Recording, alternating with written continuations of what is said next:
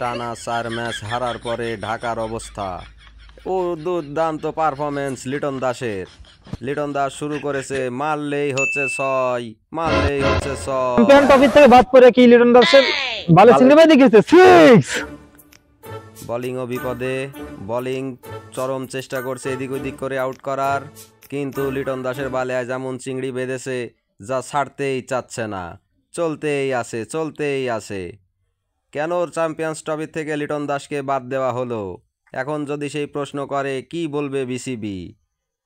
দুজন আলাপ আলোচনা করে নিল, এটা মনে হয় সিঙ্গেল হবে। হ্যাঁ, সিঙ্গেল নিয়ে আবার লিটন দাসকে হিটে দিল। লিটন দাস কি যে আজকে করবে বলা যাচ্ছে না। মার হাবা, মেরেই চলেছে লিটন দাস, মেরেই চলেছে, মারলেই 6 আর 4, মারলেই 6 আর 4। নেক্সট বল চলছে, এলপিডব্লিউর আবেদন, আম্পায়ার আম্পায়ার আম্পায়ার আউট তুলে দিয়েছে। দুজন আলাপ আলোচনা করে নিচ্ছে কি হবে। লিটন দাসের কি বালে চিংড়ি থেকে যাবে না ছেড়ে যাবে, দেখা যাক। রিভিউ পরিকল্পনা, রিভিউ চলছে চলছে। লেগ সাইড দিয়ে বেরোয় যাবে অথবা উপর দিয়েও যাইতে পারে। উপর দিয়ে লিটন দাসের বালে চিংড়ি বেঁধেই থাকলো, চিংড়ি যে ছাড়তেই চায় না।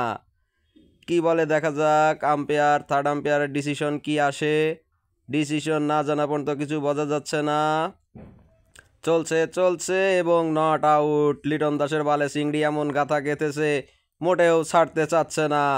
আরে লিটন দাস এই চ্যাম্পিয়ন্স ট্রফি থেকে বাদ পড়ার পরেই ওর বালে চিংড়ি বাঁধলো। এই চিংড়িটা যদি ও আগের থেকে বাধাই রাখতে পারতো চ্যাম্পিয়ন্স ট্রফি থেকে তো তাকে বাদ দিত না।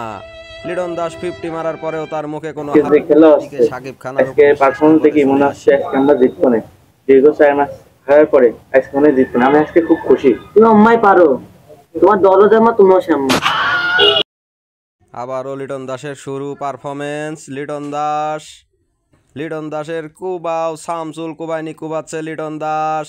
এবার 99। লিটন দাস এক সিঙ্গেল নিয়ে তার হলো 100। করতালি লিটন দাসের জন্য।